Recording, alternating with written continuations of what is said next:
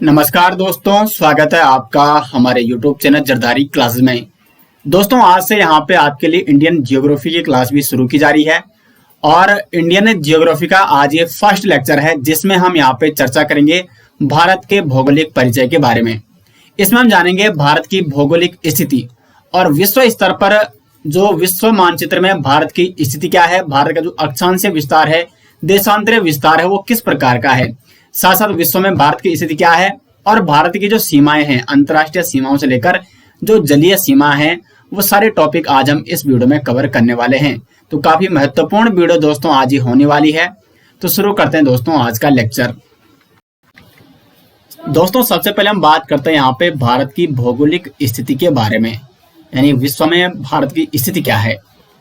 तो देखो भारत है जो वो विश्व में एशिया महाद्वीप में स्थित है। ये है यहाँ पे मैप आप देख सकते हैं और ये है आपका एशिया महाद्वीप। अब एशिया महाद्वीप में भारत की स्थिति क्या है, तो यहाँ पे येलो कलर में आपको भारत दिख रहा होगा। तो एशिया महाद्वीप में भारत कौन सी दिशा में स्थित है? दक्षिण दिशा में। ये पूर्व, ये पश्चिम, ये उत्तर और ये दक्षिण। दक्षिण मध्य भाग में स्थित है भारत एशिया महाद्वीप में। तो भारत एशिया महाद्वीप के दक्षिण मध्य भाग में स्थित है। अब बात अगर अक्षांशीय विस्तार और देशांतरीय विस्तारों की बात की जाए तो उससे पहले आपको समझना होगा यहाँ पे कि अक्षांशीय विस्तार होता क्या है और देशांतरीय विस्तार होता क्या है। ये आप यहाँ पे ये देखो, ये पृथ्वी है, ये पृथ्वी का पूर्वी भाग है, ये पश्चिमी है, ये उत्तरी ध्रुव है और ये दक्षिणी ध्रुव है। और ये है यहाँ पे भूमध्य रेखा। इस रेखा का नाम क्या है? तो इसका नाम है भूमध्य रेखा। इस भूमध्य रेखा के 23.5 डिग्री ऊपर कौन सी रेखा है? यह है कर्क रेखा। और इस भूमध्य रेखा के पश्चिम में 23.5 डिग्री नीचे यहाँ पे ये कौन सी रेखा है? तो यह है मकर रेखा। अब यहाँ पे आपको ये समझना है यहाँ पे कि जो अक्षांशीय रेखाएं और देशांतरीय रेखाएं किसे कहते हैं। तो जो रेखाएं इस भूमध्य रेखा के समांतर जाती हैं तो उन सभी रेखाओं को क्या कहते हैं? अक्षांशीय रेखाएं कहा जाता है। ये काल्पनिक रेखाएं, ठीक है, एक्चुअली में ये रेखाएं पृथ्वी पर है ही नहीं, ये कल्पना की गई है मानव द्वारा। तो ये काल्पनिक रेखाएं हैं। तो भूमध्य रेखा के समांतर जो भी रेखाएं गुजरती हैं उन्हें कहा जाता है अक्षांशीय रेखाएं। ये सारी की सारी क्या है? अक्षांशीय रेखाएं हैं जो पश्चिम से पूर्व की ओर जा रही है या जो भूमध्य रेखा के समांतर गुजर रही है। ये है यहाँ पे भूमध्य रेखा।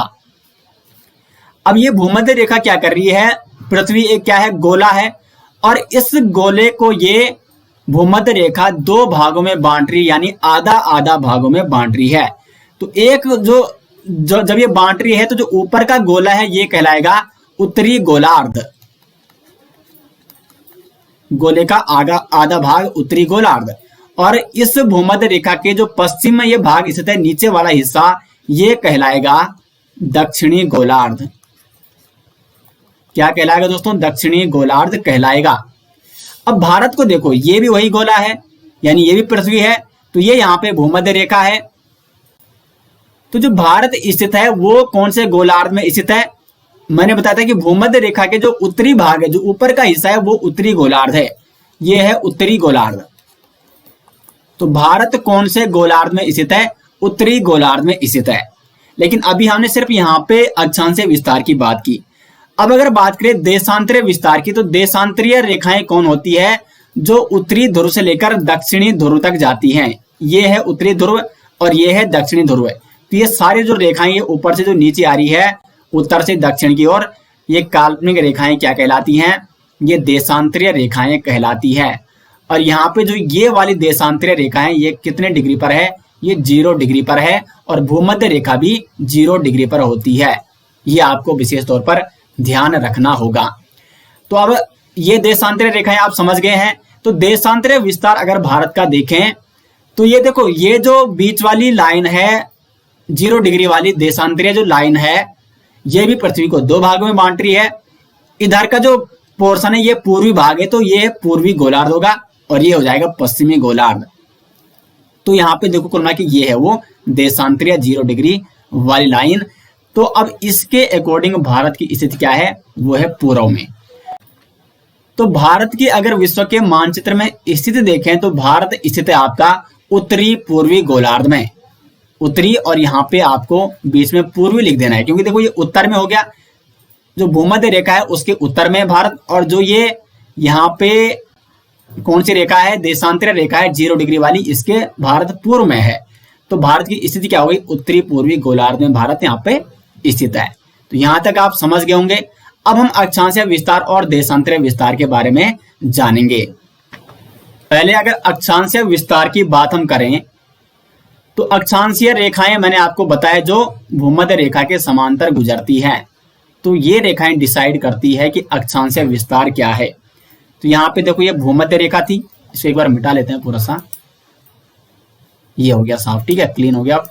तो ये थी यहाँ पे भूमध्य रेखा, और इसके समांतर जो ये अन्य रेखाएं हैं ये पूरी की पूरी अक्षांशीय रेखाएं हैं। तो यहाँ पे देखो अक्षांशीय विस्तार यहाँ से शुरू होता है भारत का यहाँ तक।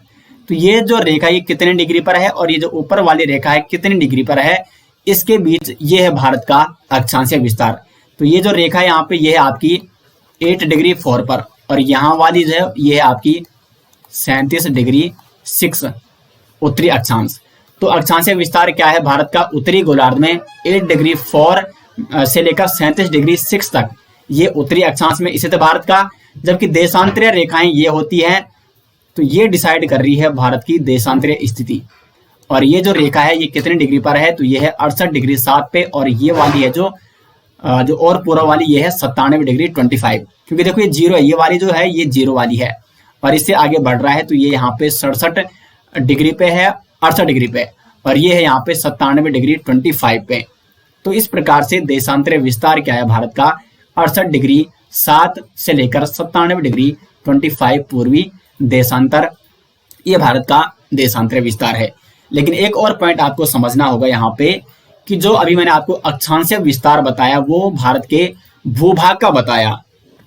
इस मैप से आप और भली भांति समझ सकते हैं कि अक्षांशीय विस्तार जो ये था ना भारत का, ये वाला, ये कितना बताया मैंने, ये मैंने आपको बताया 8 डिग्री 4 से लेकर, और ये ऊपर का था 37 डिग्री 6 तक, ये वाला, ठीक है।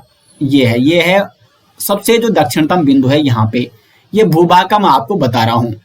लेकिन अगर बात करें संपूर्ण भारत का, तो क्योंकि भारत में अंडमान निकोबार द्वीप समूह भी स्थित है, और द्वीप को मिलाकर अगर बात करें ये भी भारत का हिस्सा है, तो यहाँ पे इसकी अगर आप बाउंड्री की बात करें तो ये यहाँ तक जाती है, ये देख रहे हो यहाँ पे, क्योंकि भारत की जो बाउंड्री है, भूभाग की बाउंड्री है, तो सिर्फ यहीं तक जाती है। लेकिन अगर द्वीप समूह मिला के बात की जाए तो ये बाउंड्री इससे भी नीचे होकर यहाँ तक जाती है।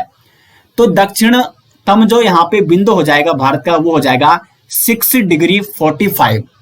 यानी अब यहाँ पे देखो ऊपर का, ठीक है, ऊपर इसमें कोई दिक्कत नहीं है। तो संपूर्ण भारत का जो अक्षांशीय विस्तार हो जाएगा वो 6 डिग्री 4 से लेकर 37 डिग्री 6 तक हो जाएगा। अब आप समझ गए होंगे कि संपूर्ण भारत का अक्षांशीय विस्तार और भारत का जो भूभाग है उसके अक्षांशीय विस्तार में डिफरेंस क्यों है, क्योंकि जो भूभाग है भारत का वो यहां तक है, ये, ठीक है, 8 डिग्री 4 से लेकर 37 डिग्री, ये भारत का उत्तरी अक्षांशीय विस्तार है। लेकिन अगर द्वीपों की बात की जाए तो जो अंडमान निकोबार द्वीप है वो यहाँ तक फैला हुआ है, और यहाँ का जो अक्षांशीय विस्तार है वो है 6 डिग्री 45।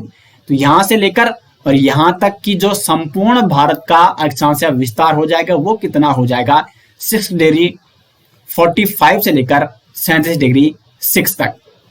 तो अब दोस्तों आपको यहाँ पे कोई भी कंफ्यूजन नहीं होना चाहिए कि संपूर्ण भारत का अक्षांशीय विस्तार है ये वाला, और अगर भारत के भूभाग के विस्तार की बात की जाए अक्षांशीय विस्तार की, तो वो है 8 डिग्री 4 से लेकर 37 डिग्री 6 तक।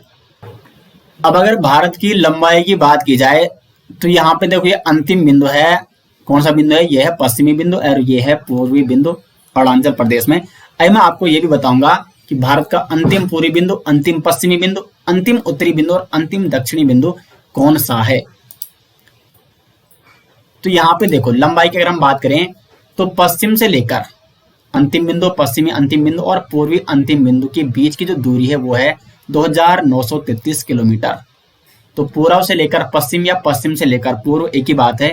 भारत की लंबाई कितनी है, 2933 किलोमीटर है।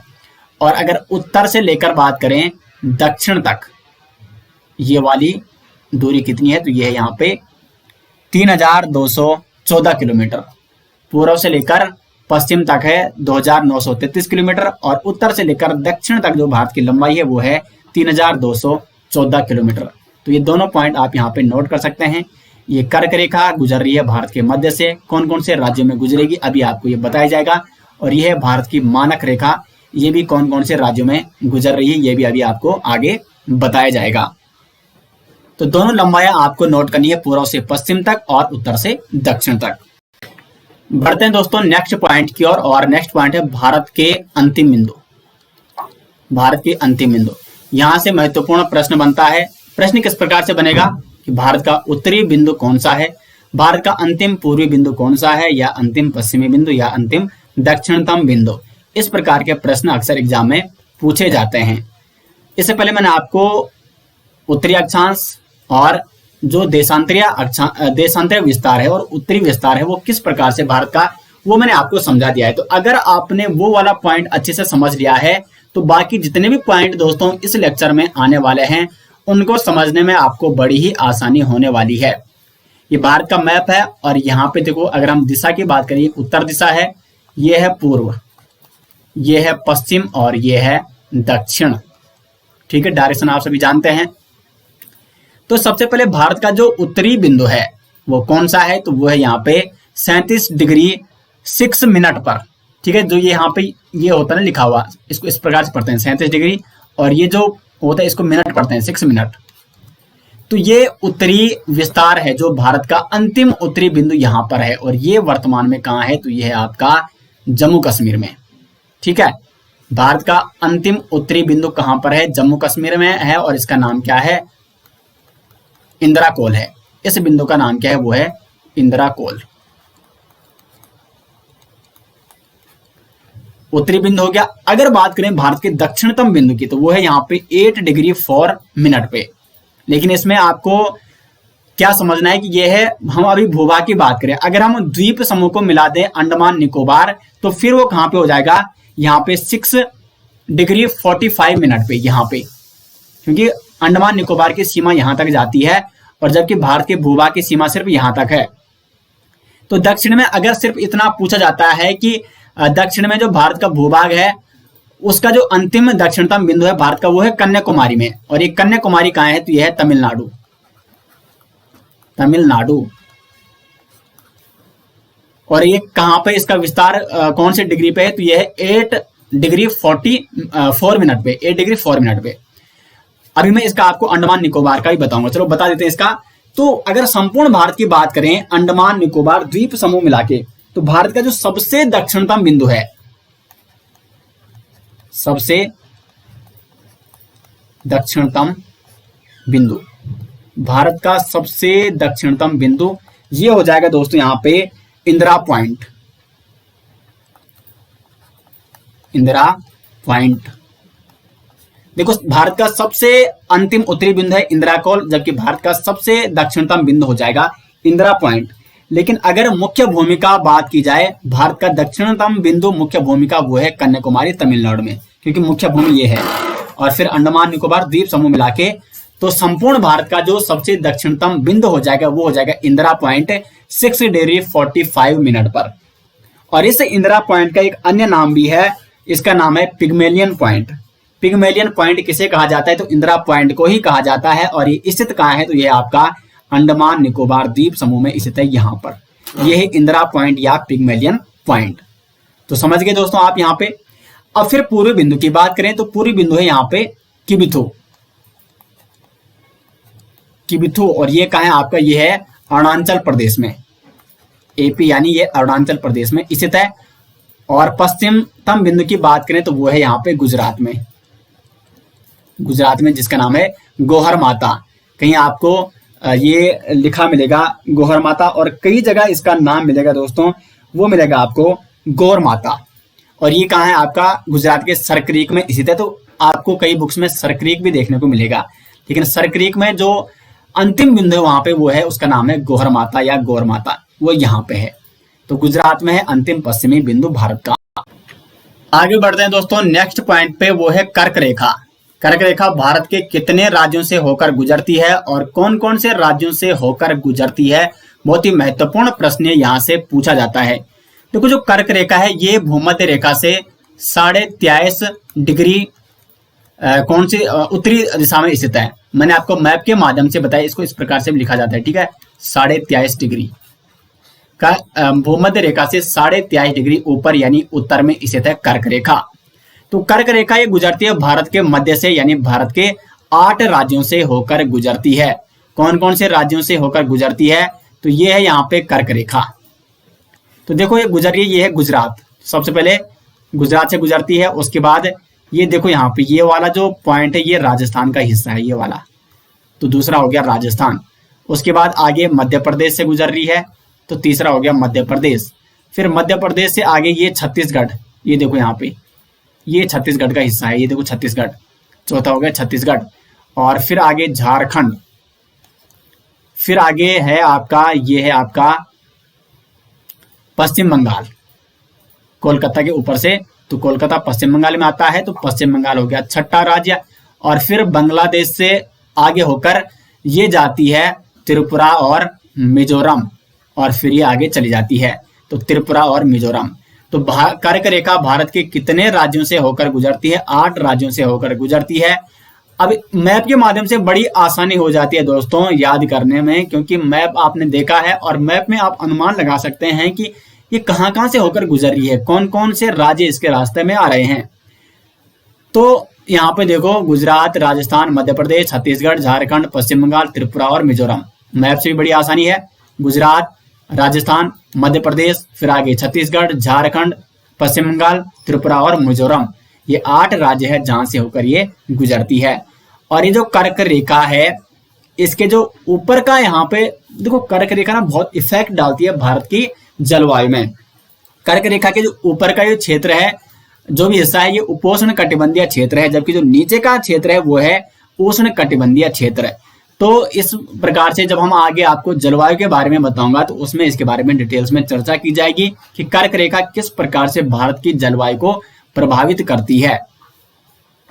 उसके बाद ये आप देख रहे होंगे मानक रेखा, मानक रेखा जो कि समय का मानक होता है, और ये भी कौन कौन से राज्यों से गुजरेगी ये भी मैं अभी आपको बताऊंगा। लेकिन यहाँ पे एक पॉइंट आपको ये बताना है कि ये देखो ये छत्तीसगढ़ है ना, यहाँ पे ये है छत्तीसगढ़ की सीमा, छत्तीसगढ़ राज्य है ये।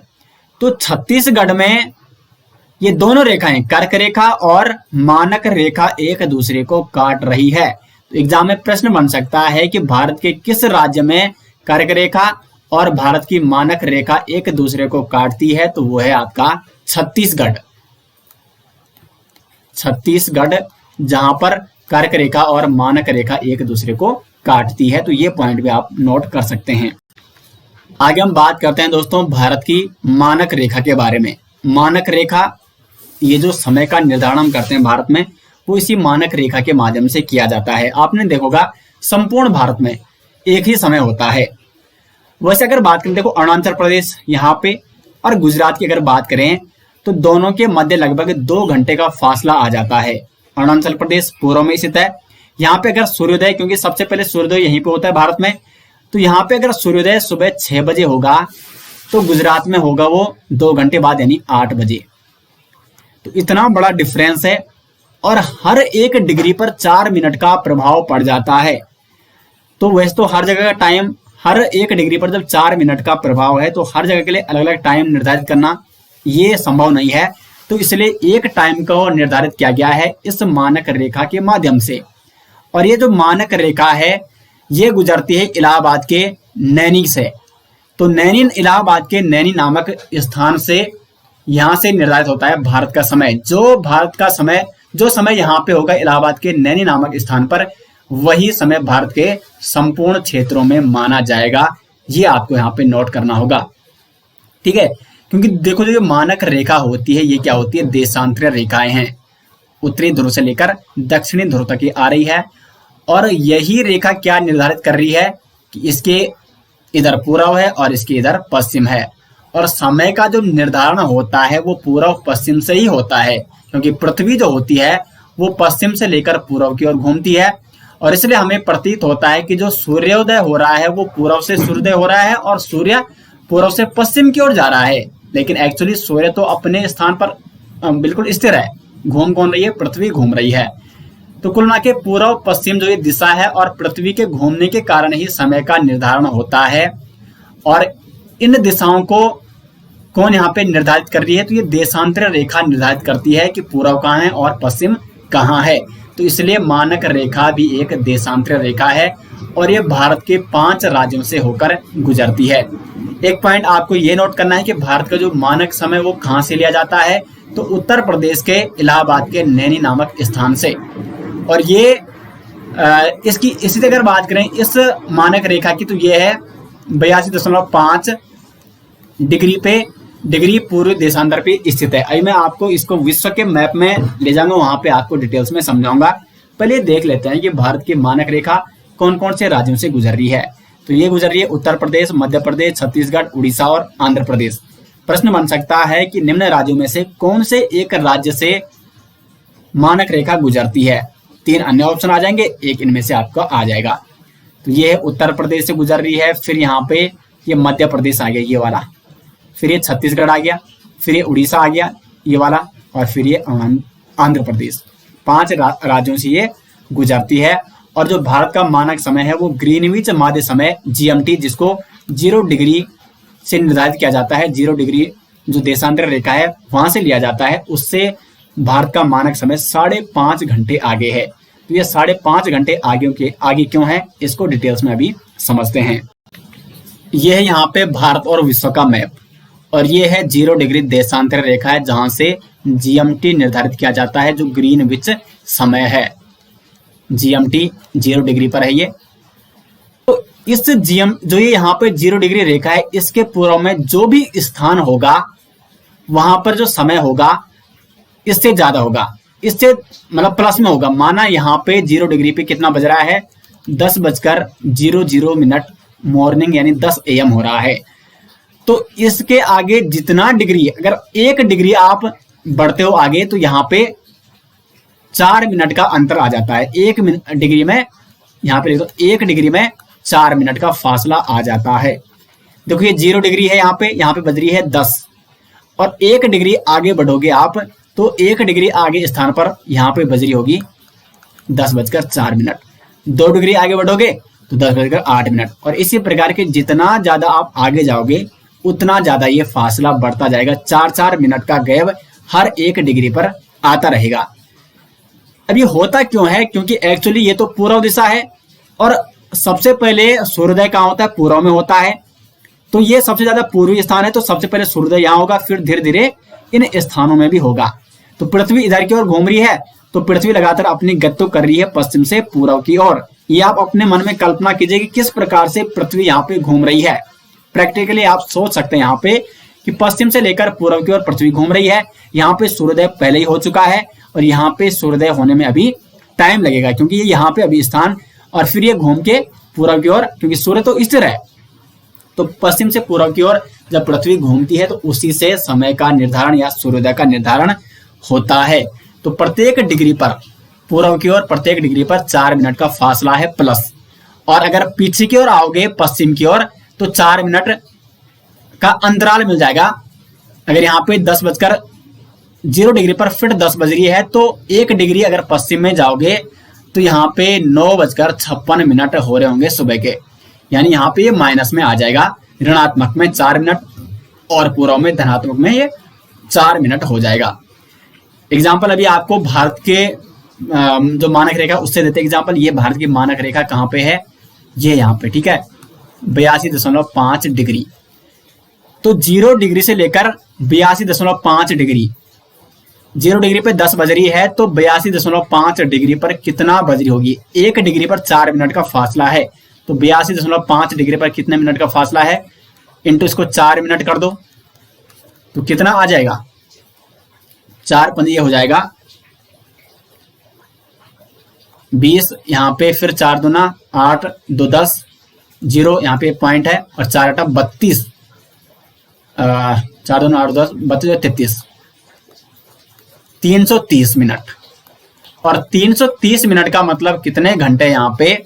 तो 60 का भाग अगर 330 में आप दोगे तो ये हो रहा है 6.30 यानी 300 मिनट का 5 घंटा 5.30 मिनट 5 घंटा 30 मिनट का फासला आ जाएगा इस ग्रीनविच समय जो 0 डिग्री पे ये रेखा है यहाँ पे ग्रीनविच समय में, और भारत के मानक समय में 5.5 घंटे का फासला आ जाएगा।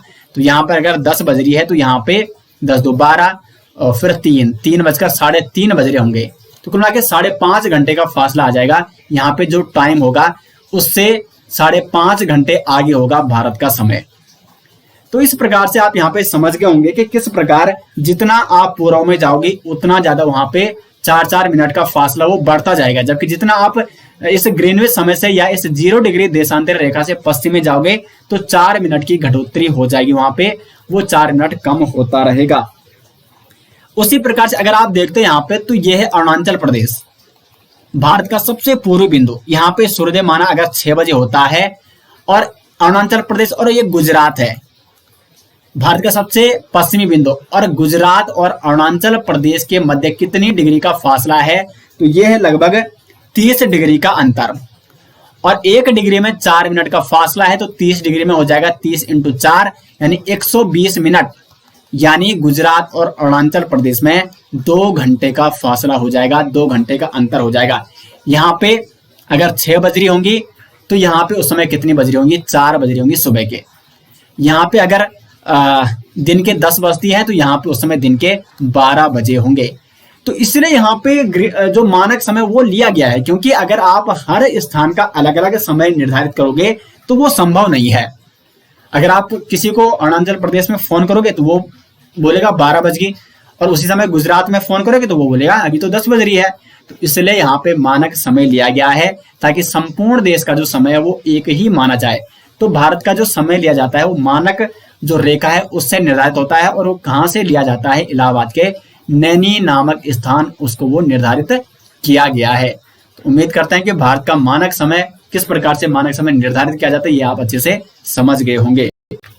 नेक्स्ट बढ़ते हैं आगे, भारत उपमहाद्वीप में सम्मिलित देश। देखो भारत किस महाद्वीप में स्थित है, एशिया महाद्वीप में स्थित है, लेकिन भारत स्वयं एक क्या है, उपमहाद्वीप कहा गया है भारत को, क्योंकि एशिया देखो महाद्वीप के अंतर्गत फिर कई उपमहाद्वीप हो सकते हैं, और भारत की अगर आप स्थिति देखोगे तो भारत एशिया महाद्वीप से स्पष्ट नजर आ जाएगा कि यह भारत है, तो इसलिए इसको भारतीय उपमहाद्वीप कहा गया।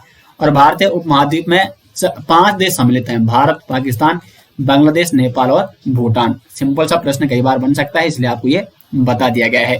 अब अगर भारत की सीमाओं की बात करें तो भारत की जो स्थल सीमा उसकी लंबाई है 15,200 किलोमीटर, यानी यहां से लेकर और ये जो भारत की सीमा है ये स्थल सीमा है पूरी की पूरी, ठीक है। तो इसकी लंबाई कितनी है दोस्तों, तो इसकी लंबाई है 15,200 किलोमीटर, जबकि जो मुख्य भूमि की तटीय सीमा या समुद्री सीमा है, जलीय सीमा है मुख्य भूमि की, अब यहाँ पे मुख्य भूमि की बात हो रही है, तो वो यहां से लेकर होगी और इस प्रकार से यह है मुख्य जलीय सीमा, इस प्रकार से, ठीक है। तो इसकी लंबाई कितनी है, 6,100 किलोमीटर। लेकिन ये मुख्य भूमि की तटीय सीमा थी, लेकिन मुख्य भूमि के अलावा यहाँ पे देखो ये है लक्षद्वीप है, ये अंडमान निकोबार द्वीप समूह है, उसके बाद यहाँ पे पुदुचेरी आ जाएगा, ये देखो यहाँ पे, और फिर यहाँ पे आ जाएगा लक्षद्वीप आएगा, पुदुचेरी आएगा, दमन और दीव यहाँ पे है। तो कुल मिला के अगर ये तो हमने मुख्य भूमि की आपको तटीय सीमा या जलीय सीमा बताई, लेकिन अगर अंडमान निकोबार द्वीप समूह की सीमा और लक्षद्वीप की सीमा भी मिलाई जाए, क्योंकि ये देखो ये इनके आसपास पूरा क्या है, समंदर है, तो ये भी कुल तटीय सीमा में आ जाएगा भारत का, क्योंकि अंडमान निकोबार समूह ये भारत का हिस्सा है, लक्षद्वीप भी है, तो इसकी सीमा भी किस में आ जाएगी, फिर भारत की तटीय सीमा में आ जाएगी। तो मुख्य भूमि का तटीय सीमा ये तो 6100 किलोमीटर था, लेकिन फिर अंडमान निकोबार और लक्षद्वीप को मिलाकर ही हो जाएगा 7,516.6 किलोमीटर। तो ये भारत की सीमा हो गई। स्थलीय सीमा की कुल लंबाई है 15,200 किलोमीटर, जबकि कुल तटीय सीमा की लंबाई है 7,516.6 किलोमीटर। फिर ये टोटल हो जाएगा, इसको और इसको अगर आप जोड़ोगे तो ये टोटल हो जाएगा 22,000 716.6 किलोमीटर। कुल तटीय सीमा और कुल स्थलीय सीमा को जोड़कर आया ये भारत की कुल सीमा 22,716.6 किलोमीटर। समुद्री तट रेखा वाले कौन कौन से राज्य हैं भारत के? तो सबसे पहले गुजरात है, ये यहाँ पे है। महाराष्ट्र, फिर है गोवा, ये यहाँ पे गोवा, फिर है कर्नाटक, फिर है यहाँ पे ये है केरल, फिर है तमिलनाडु, फिर है आंध्र प्रदेश, और यहाँ पे आ जाएगा आपका ओडिशा और पश्चिम बंगाल। 1 2 3 4 5 6 7 8 9 समुद्री तटरेखा बनाने वाले भारत के कुल कितने राज्य जो समुद्री तटरेखा बनाते हैं, जलीय सीमा बनाते हैं, तो वो हैं 9 राज्य। और समुद्री तटरेखा वाले जो यूटी है, केंद्र शासित प्रदेश हैं, तो वो है पुदुचेरी। पुदुचेरी आपका यहाँ पे है, ठीक है। लक्षद्वीप ये है यहाँ पे, दमन और दीव ये यहाँ पे, गुजरात के बिल्कुल यहाँ पे निकट, मुंबई के निकट, और अंडमान और निकोबार द्वीप समूह ये यहाँ पे। तो 4 केंद्र शासित प्रदेश ऐसे हैं जो जलीय सीमा या समुद्री तटरेखा वाली सीमा बनाते हैं। आगे बढ़ेंगे। अंतर्राष्ट्रीय सीमा की अगर बात करें तो यहाँ पे देखो 7 देशों के साथ भारत अंतर्राष्ट्रीय सीमा साझा करता है। सबसे ज्यादा अंतर्राष्ट्रीय सीमा भारत किस देश के साथ साझा करता है? बांग्लादेश के साथ, क्योंकि बांग्लादेश ऐसे में लगेगा कि ये तो भारत के ही अंदर है।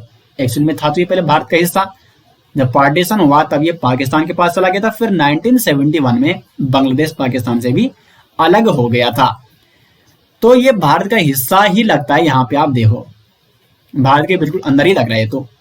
तो सबसे ज्यादा जो अंतर्राष्ट्रीय सीमा है भारत की वो किसके साथ है, किस देश के साथ है? बांग्लादेश के साथ, 4096 किलोमीटर।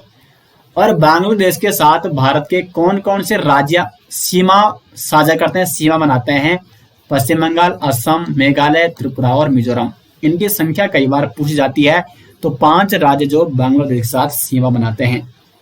उसके बाद है चाइना, 3488 किलोमीटर लंबाई सीमा है चाइना और भारत के बीच। और चीन और जो भारत की सीमा है उसका नाम क्या है? उसका नाम है मैकमोहन रेखा। मैकमोहन रेखा। जबकि बांग्लादेश और भारत के बीच जो सीमा रेखा है उसका नाम है रेड क्लिफ। क्योंकि जब भारत का पार्टीशन हुआ था तो भारत और पाकिस्तान अलग हुआ था। बांग्लादेश पहले पाकिस्तान का ही हिस्सा था। तो भारत और पाकिस्तान की जो सीमा थी पार्टीशन के समय उसका नाम था रेड क्लिफ लाइन। तो इसलिए भारत और बांग्लादेश की सीमा का जो नाम है वो भी क्या हो जाएगा? रेड क्लिफ लाइन ही हो जाएगा। फिर आता है पाकिस्तान, 3323 किलोमीटर सीमा साझा करता है भारत पाकिस्तान के साथ। ये यहां से लेकर इस प्रकार से, ठीक है। और इसका नाम भी रेड क्लिफ लाइन है। गुजरात, राजस्थान, पंजाब और जम्मू कश्मीर के साथ सीमा साझा करता है पाकिस्तान। नेपाल 1751 किलोमीटर। और कौन कौन से राज्यों के साथ? तो उत्तराखंड, उत्तर प्रदेश, बिहार, पश्चिम बंगाल और सिक्किम के साथ। फिर आता है म्यांमार, 1643 किलोमीटर। अरुणाचल प्रदेश, नागालैंड, मणिपुर और मिजोरम के साथ ही सीमा साझा करता है। फिर आता है भूटान, 699 किलोमीटर। पश्चिम बंगाल, सिक्किम, अरुणाचल प्रदेश और असम के साथ ही सीमा साझा करता है। आप यहाँ पे मैप में भी देख सकते हैं, इसलिए आपके लिए यहाँ पे मैप भी सामने रखा गया है। और फिर है अफगानिस्तान, 106 किलोमीटर, ये जम्मू कश्मीर के साथ। पीओके आप इसको कह सकते हैं, क्योंकि ये आप पाकिस्तान ऑक्युपाइड कश्मीर, पाक अधिकृत कश्मीर, ये है ना जो ये देखो ये इस प्रकार से पाकिस्तान है और इसके ऊपर ये पूरा ये है। इतनी सीमा बनाता पहले भारत अफगानिस्तान के साथ, लेकिन अब इस क्षेत्र पर इस प्रकार से पाकिस्तान ने कब्जा कर रखा है। इस क्षेत्र को कहा जाता है पीओके यानी पाकिस्तान ऑक्युपाइड कश्मीर। तो इस क्षेत्र और इस मतलब जो देखो अफगानिस्तान और भारत के बीच जो सीमा थी उसका नाम था डूरंड लाइन या डूरंड रेखा, लेकिन अभी ये पाक ऑक्युपाइड कश्मीर है, जो ये यही वो क्षेत्र है। तो अगर बात करें वर्तमान की तो ये पाकिस्तान ने कब्जा इसमें कर रखा है। तो मात्र 106 किलोमीटर ये सीमा बनाता भारत अफगानिस्तान के साथ। तो सबसे ज्यादा सीमा बना रहा है भारत बांग्लादेश के साथ और सबसे कम अफगानिस्तान के साथ। जलीय सीमा की बात करें तो 7 देश ऐसे हैं जो जलीय सीमा बनाते हैं भारत के साथ। Pakistan, Bangladesh, Myanmar, Thailand, Indonesia, Sri Lanka और मालदीव। और इनमें से जो ये टॉप 3 देश हैं ये भारत के साथ जलीय सीमा भी बनाते हैं और स्थलीय सीमा भी बनाते हैं। जलीय सीमा की बात करें तो पाक जल संधि ये भारत और श्रीलंका के बीच है। कोको चैनल ये है भारत और म्यांमार के बीच। भारत का जो अंडमान द्वीप समूह है उसके मध्य और म्यांमार का जो कोको द्वीप समूह है उसके मध्य ये सीमा है और इसको कहा जाता है कोको चैनल। ये भी एक जलीय सीमा है। और फिर है 8 डिग्री चैनल, ये भारत और मालदीव के मध्य है। भारत का जो मिनिकॉय द्वीप है और मालदीव के मध्य 8 डिग्री चैनल, ये भी एक जलीय सीमा है। तो ये प्रमुख 3 जलीय सीमा है जिनको आपको नोट आप कर सकते हैं। भारत के क्षेत्रफल की बात की जाए तो 32,87,82,263 वर्ग किलोमीटर भारत का क्षेत्रफल है। और क्षेत्रफल की दृष्टि से भारत का विश्व में स्थान है 7वां स्थान। और भारत का क्षेत्रफल है कुल विश्व के 2.42% क्षेत्रफल है भारत का। कुल विश्व का 2.42% क्षेत्रफल भारत का है और विश्व में 7वां स्थान है भारत का। सबसे ज्यादा क्षेत्रफल है रूस का, फिर कनाडा का, फिर चाइना का है, फिर है अमेरिका का, फिर ब्राजील का है, फिर ऑस्ट्रेलिया का है और फिर है भारत का। उसी प्रकार से जनसंख्या की बात करें तो जनसंख्या में भारत का विश्व में दूसरा स्थान है। प्रथम स्थान चीन का है, दूसरा स्थान है भारत का। तो दोस्तों आज हमने आज का यहाँ पे टॉपिक कंप्लीट हो जाता है। और आज जो हमने भारत का जो एक भौगोलिक परिचय, किस प्रकार से भारत की जो स्थिति है विश्व में, भारत का देशांतर और अक्षांश विस्तार कैसा है, मानक रेखा क्या है, कर्क रेखा क्या है, कौन कौन से राज्यों से गुजर रही है और अंतर्राष्ट्रीय सीमा और जलीय सीमा के बारे में हमने चर्चा की। सारे महत्वपूर्ण फैक्ट जो हो सकते थे इस टॉपिक में वो हमने कवर कर दिए हैं। उम्मीद करते हैं कि आपको वीडियो पसंद आई। वीडियो पसंद आए तो वीडियो को लाइक और शेयर जरूर करें। मिलते हैं दोस्तों नेक्स्ट वीडियो, तब तक के लिए धन्यवाद।